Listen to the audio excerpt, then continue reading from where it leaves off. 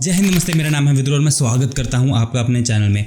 आज की वीडियो ये पहली वीडियो होने वाली एक ऐसी सीरीज़ में जो मोस्ट प्रोबेबली मेरे लिए सबसे चैलेंजिंग सीरीज़ होगी बनानी, पर साथ ही साथ ये सीरीज़ मेरे लिए सबसे महत्वपूर्ण भी है। अगर आप हिंदू हैं और आपको नहीं पता है कि आदि शंकराचार्य जी कौन है या फिर आपकी स्क्रीन पर आ रहे ये लोग कौन है और इनकी अहमियत क्या है, तो ये सीरीज़ आपके लिए है। डोंट गेट मी रॉन्ग, मैं आपको यहाँ पर ब्लेम या ह्यूमिलिएट करना नहीं चाहता हूँ। अगर आपको इन महान हस्तियों के बारे में नहीं पता है तो इसमें आपकी कोई गलती नहीं है। हमारा एजुकेशन सिस्टम ही ऐसे डिज़ाइन किया गया है कि हिंदुओं से उनकी वास्तविकता छीन ली जाए। हमारे स्कूल्स में हमें पोप के बारे में बताया जाता है, गौतम बुद्ध के बारे में बताया जाता है, प्रॉफिट, यहाँ तक कि हमें खिलाफत के बारे में भी बताया जाता है, पर हमें सनातन धर्म या हमारे हिंदू धर्म गुरुओं के बारे में कुछ नहीं पढ़ाया जाता। आज हम इस वीडियो में बात करने वाले हैं हिंदुइज्म पर और स्पेशली करंट स्टेट हिंदुइज्म पर, क्योंकि आज की वीडियो ये पहली वीडियो है सीरीज में। तो आज की वीडियो को मैं बहुत लाइट रखना चाहता हूँ ताकि आपका आने वाली वीडियोस के लिए एक बहुत अच्छा बेस बन जाए। मैं इस वीडियो को शुरू से शुरू नहीं करूंगा और हिंदुइज्म में आप शुरू से शुरू कर भी नहीं सकते क्योंकि ये सनातन है। सनातन धर्म प्रकृति की तरह है, इसका ना ही कोई शुरुआती समय है और ना ही अंत। ये सनातन और अनंत है। सनातन धर्म था, है और रहेगा। अशोका द ग्रेट के टाइम में भारत में बहुत लोग बुद्धिज्म में कन्वर्ट हो गए थे। अब ये एक अलग डिबेट है कि जो बुद्धिज्म है ये भी हिंदुइज्म का एक पार्ट है और मैं इससे सहमत हूँ। जब मैं कहता हूँ कि भारत के बहुसंख्यक लोग बुद्धिज्म फॉलो कर रहे थे, मेरा मतलब है उनके रीति और रिवाज। अब सोचने वाली बात यह है कि आज के टाइम में मुस्लिम इन्वेजन के बाद और ब्रिटिश राज के बाद और उनके लार्ज स्केल मुस्लिम और क्रिश्चियनिटी कन्वर्जन के बाद भी आज की पॉपुलेशन इंडिया की 85% हिंदू कैसे है, इसका श्रेय जाता है आदि शंकराचार्य जी को। अब सनातन होने के साथ कुछ प्रॉब्लम्स भी आती हैं। अब मुझे नहीं पता आप इनको प्रॉब्लम्स कह सकते हैं या नहीं, पर ये पॉलिटिकल प्रॉब्लम्स तो हैं। हम हिंदुओं का कोई एक पोप जैसा फिगर नहीं होता। हम हर संडे या फ्राइडे को किसी एक मंदिर में नहीं मिलते।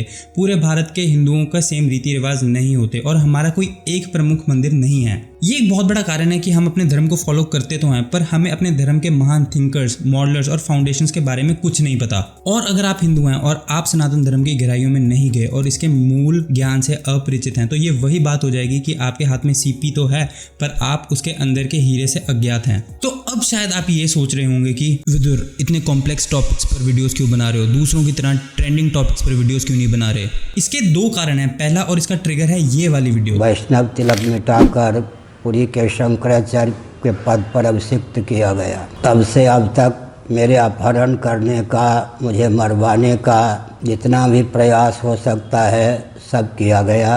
मैं दुर्बल नहीं हूँ। मेरी दुर्बलता इतनी है कि मैं भारत में रहता हूँ और हिंदुओं का धर्मगुरु हूँ। जिन हिंदुओं को होश नहीं है कि वो अपने दायित्व का निर्वाह करें, इससे अधिक मैं क्या कह सकता हूँ। ये हैं पुरी के शंकराचार्य जी और ये बयान कर रहे हैं कैसे आज की स्टेट मशीनरी शंकराचार्य की गद्दी को कंट्रोल करके उसे खत्म करने का काम कर रही है। मुझे ये वीडियो देख के ये रियलाइज हुआ कि हिंदुओं को इस वीडियो की अहमियत समझने के लिए जगत गुरु श्री आदि शंकराचार्य जी और उनकी गद्दी की अहमियत जानने की ज़रूरत है। मैं पूरी शंकराचार्य जी की वीडियो को अपने डिस्क्रिप्शन बॉक्स में लिंक कर दूंगा, आप वहां जाके ये पूरी वीडियो को देख सकते हैं। तो अब शुरू करते हैं जगत गुरु आदि शंकराचार्य जी से। जगत गुरु का जन्म हुआ था 500 BC में कल्हाड़ी में, जो एक छोटा सा गांव है कोची के पास। आदि शंकराचार्य जी का जन्म हुआ था एक ब्राह्मण परिवार में। उनके माता पिता की कोई संतान नहीं थी और वो अपने इष्ट देव शिव जी से एक पुत्र प्राप्ति के लिए प्रार्थना करते थे। एक रात आदि शंकराचार्य जी की माता के सपने में महादेव आते हैं और वो उनकी माता को एक पुत्र प्राप्ति का वरदान तो देते हैं, पर उसके लिए उन्हें दो विकल्पों में से चुनना होता है। पहला विकल्प होता है एक लंबी उम्र वाला पुत्र जो कि मूर्ख होगा और दूसरा विकल्प होता है एक बहुत ही प्रतिभाशाली पुत्र जिसकी छोटी आयु होगी। शंकराचार्य जी की माता ने दूसरा विकल्प चुना और उन्हें पुत्र के रूप में आदि शंकराचार्य जी की प्राप्ति हुई। वरदान के अनुसार आदि शंकराचार्य जी की अद्भुतता बहुत ही छोटी उम्र से पता लगनी स्टार्ट हो गई थी। वो सिर्फ एक बार सुनी हुई चीजों को याद रख सकते थे, जिसे कहा जाता है एकाश्रुति धारा। जगत गुरु ने शुरू से ही सन्यासी जीवन की तरफ रुझान दिखाना स्टार्ट कर दिया था। जगत गुरु के पिता का देहांत उनके जन्म के कुछ वर्षों बाद ही हो गया था, जिसके चलते उनकी माता चाहती थी कि जगत गुरु उनके साथ आएं और घर गृहस्थी बसाएं। बहुत ही छोटी उम्र में आदि शंकराचार्य जी अपना घर छोड़ देते हैं एक गुरु की तलाश में और ये तलाश उन्हें ले आती है ओमकारेश्वर नाम के एक शहर में, जो आज की डेट में पड़ता है इंदौर के पास। इस शहर की खासियत यह है कि जिस पहाड़ी पे ये स्थित है वो ओम की आकार में है और नर्मदा नदी भी इस शहर के पास से ओम के आकार में बहती है। विदुर, पर आदि शंकराचार्य जी ओमकारेश्वर क्यों आए? Good question. जगत गुरु को पता था कि ओमकारेश्वर में रहते हैं गोविंदपद, जो कि थे गोदपद के पुत्र और शिष्य, जिन्होंने लिखी थी कारिका। कारिका थी मंदुक्य उपनिषद के ऊपर एक बहुत ही प्रसिद्ध कमेंट्री। जैसे ही शंकराचार्य जी गोदपद के पास पहुंचते हैं तो वो ध्यान में लीन होते हैं। जैसे वो ध्यान से उठते हैं तो वो शंकराचार्य जी से पूछते हैं कि कौन हो तुम, जिसके जवाब में शंकराचार्य जी कहते हैं कि मनोबुद्धि अहंकार चित्तानि नहम न च श्रोत जिह्व न च घ्राण नेत्र न च व्योम भूमिर्न तेजो न व्याहु चिद आनंद रूपः शिवोहम शिवोहम। यानी I am neither the earth nor water nor fire nor air nor sky nor any other properties. I am not the senses and not even the mind. I am Shiva the undivided essence of consciousness. ये जब आप सुनते ही गौतपद शंकराचार्य जी को अपने शिष्य के रूप में स्वीकार कर लेते हैं। ऐसा माना जाता है कि आदि शंकराचार्य जी गुरु गौतपद के आश्रम में 1.5 से 3 साल तक रहते हैं। वो वहाँ पर विद्या ग्रहण करते हैं और अद्वैत दर्शन शास्त्र के ऊपर महारत हासिल करते हैं। अब अद्वैत फिलॉसफी क्या है, हम इस पर आगे चलकर बात करेंगे। अब यहाँ पर एक बहुत ही महत्वपूर्ण बात आती है शंकराचार्य जी के जीवन के इस दौर के बारे में। यहाँ पर हमें सिर्फ आदि शंकराचार्य जी के दर्शन शास्त्र के बारे में नहीं सीखना है, यहाँ पर हमें ये भी समझना बहुत जरूरी है कि उन्होंने गुरु गौतपद के आश्रम से क्या सीखा। गुरु गौतपद के आश्रम से आदि शंकराचार्य जी ने मठ निर्माण के बारे में सीखा वहां से, ताकि लोक कल्याण करा जा सके और अद्वैत फिलॉसफी को सेफ रखा जा सके। यहाँ से हमें हिंदू मंदिर इंडिपेंडेंस की इंपॉर्टेंस समझ आनी चाहिए। #Free Hindu temples. ओंकारेश्वर में अद्वैत फिलॉसफी के ऊपर महारत पाने के बाद आदि शंकराचार्य जी अपने गुरु के आज्ञा से वाराणसी की ओर रुख करते हैं। वाराणसी में जगत गुरु बहुत वर्ष व्यतीत करते हैं और अपनी सबसे महत्वपूर्ण किताबें भी लिखते हैं। इन किताबों में आती हैं शंकर भाष्य और ब्रह्मसूत्र, भगवद गीता और मुख्य उपनिषदों पर उनकी कमेंट्रीज।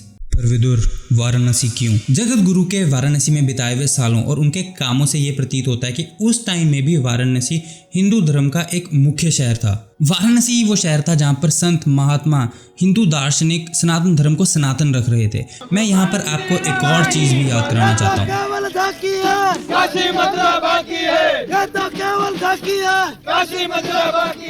जगत गुरु के वाराणसी में रहते हुए ऐसे 3 मुख्य व्याख्याएं हैं जो हमें जगत गुरु की विचारधारा और उस टाइम के समाज के बारे में कुछ बताते हैं। इनमें से एक व्याख्या है, आदि शंकराचार्य जी एक सुबह गंगा तट पर स्नान करने जा रहे होते हैं।